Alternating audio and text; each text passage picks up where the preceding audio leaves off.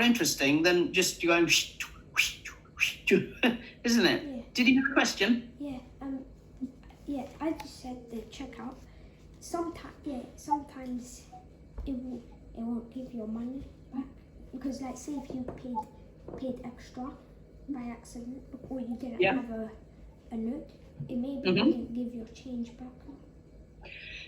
True, but these days you can actually just pay with your card, and even more so because of the virus. Have you noticed? Well, you might not have noticed, but some places now will not take cash because they don't want the virus to transfer from one person's hands to another. So they're asking for electronic payments all the time, and with contactless, you're not really spreading germs. I had my grandsons out for a walk, and we stopped at an ice cream van, and even the ice cream van, you pay contactless. It's not even, getting out money. Anything? Yeah. So see that you put the card. It might. Yep. Yeah. There was sometimes. So say you go to a shopping, like where it has lots of shops in it, and there's Shopping like a car, centre. shopping centre, and you go to the car park, Yep. and and you put your card, it gives you a card, and you go. Yep. Yeah. Sometimes it might stop there. And remember outside when you go to the stairs, I'm not sure, but it's inside the car park. There's like a machine.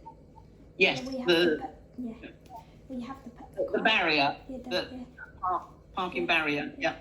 Yeah. When you put it in, it might come out, and then you try again, and it'll come out again. Yeah.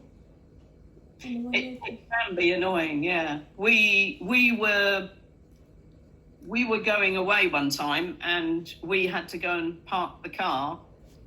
And we left really early. It was about 5 o'clock in the morning, and we had planned to pay with our card to park the car for 2 weeks.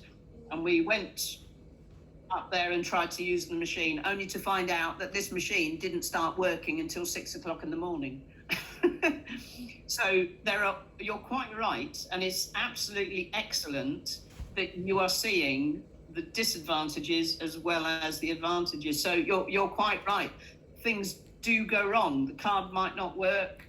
It might be a different time of day. Have you had other examples? No. Okay. Even with this type of thing, though, even, for instance, the appliances in your home. Now, at the moment, when you open your fridge, you can see if, for instance, there's no milk left. Yes? Now, I'm guessing you probably have milk every single week. I bet there's always milk in the fridge, isn't there? Well, now you can actually use technology. So there would be a camera inside the fridge that would check the pattern of where you keep your stuff. So if you always keep your milk in the door, this camera would keep scanning and think, oh no, there's no milk left. It would not only inform you that there was no milk by sending you a message, but it could also automatically order the milk and put it on the shopping list for the next time. So you could actually write a program for this computer in the fridge to do this thing. So even now, you think, well, I've got to go and check that there's no milk. But it is possible even now that a computer can do this for you and order the milk. They coded it, and for that they used programming and coding and pixels. Yes, so exactly right. So for the lens, the pixels will see and identify that it's milk. Exactly right. And you can even have these things. So for instance, you can have something in the bathroom, the Amazon Dot button where, for instance, if you run out of toothpaste, you have the Amazon Docs toothpaste button in the bathroom, and you just press the button and it reorders from your Amazon account. You don't even have to order it. It just orders automatically and the item comes. Have you heard of those ones? Yeah. Yeah, okay. Uses Bluetooth. Yes. Have you got any in the house? No. No? Okay. But I use Bluetooth. So they on the toothbrush where you connect it to the phone and it shows where you need the brush. Excellent. Have you ever left it in a funny place? Yeah. Where? Where did you leave it?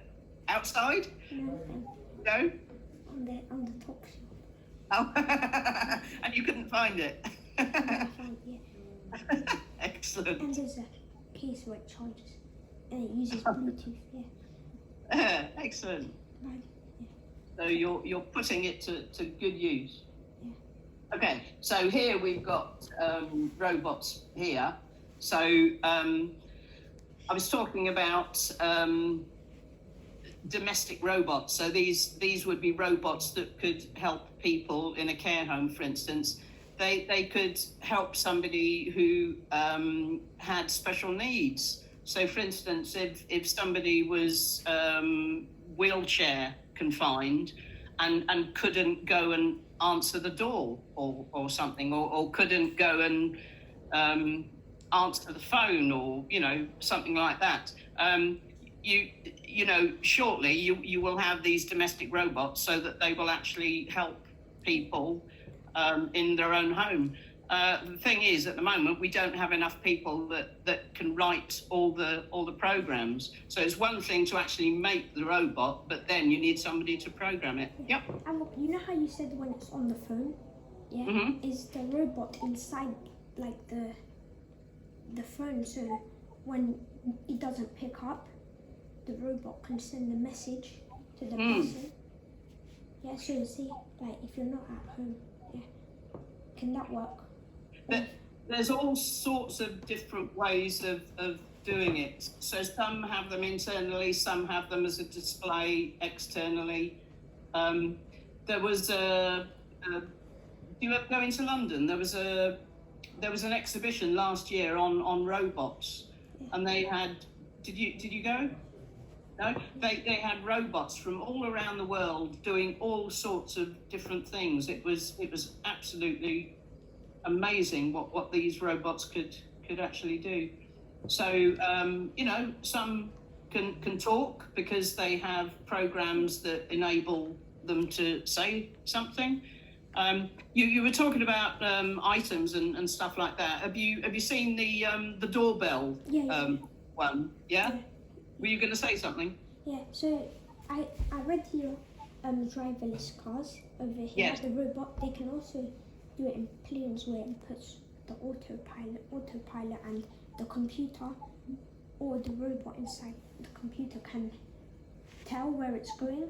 It's kind of like the one where you put it inside your fridge because it has like a lens and it sees where it's going. And you and you have to write where to you have to see where to go. Yeah. But the bottom line is we still need people to actually write all the programs, the software, to enable these robots and cars to do something. How would you feel about having a driverless car? Maybe if someone was on the wheel and they were just because they're but on this driverless trains, there's also trains. Yes. Yeah. So again, give me some advantages and disadvantages of driverless cars. Okay, so advantages is say if you wanna like say if you like spill your drink, on the car, you can just press auto off and then you can just clean it up, without having to. And one disadvantage, say you just let it drive, and then you accidentally fall asleep, and then you just keep driving without telling it to stop. You say that, but in a sense, that's one of the reasons why they're safer than a driver. Yeah, but I'm sure you're aware of the amount of accidents that occur on the roads.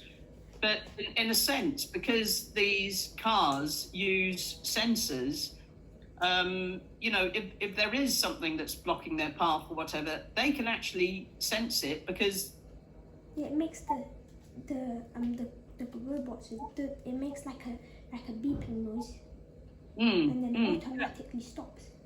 Yeah.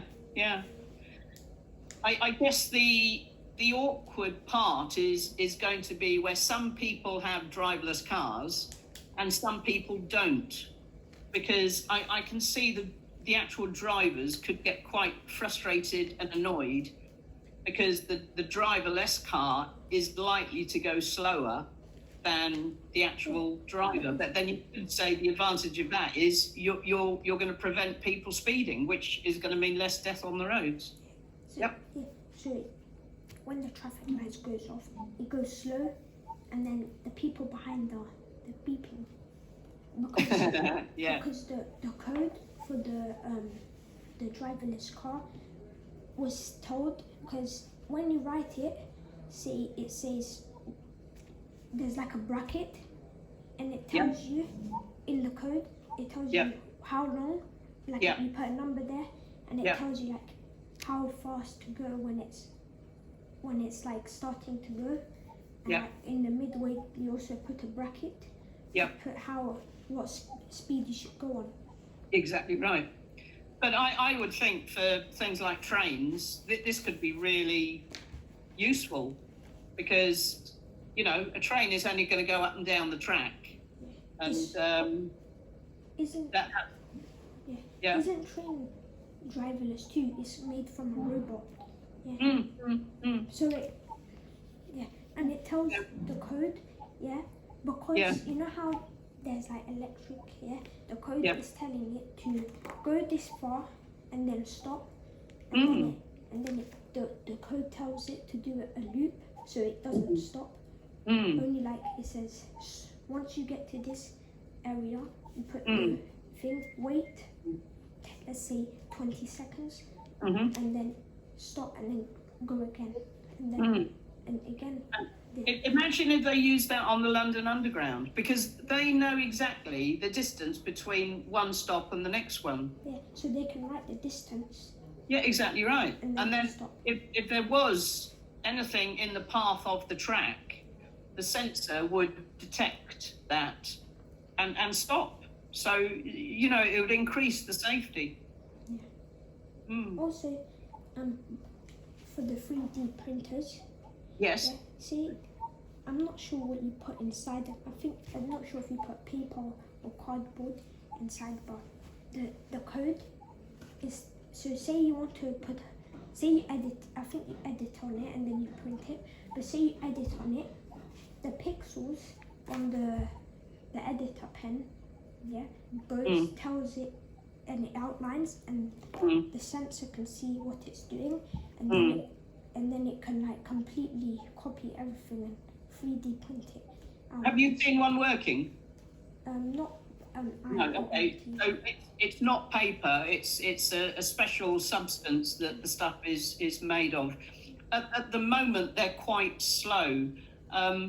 But have you seen with COVID, people have actually made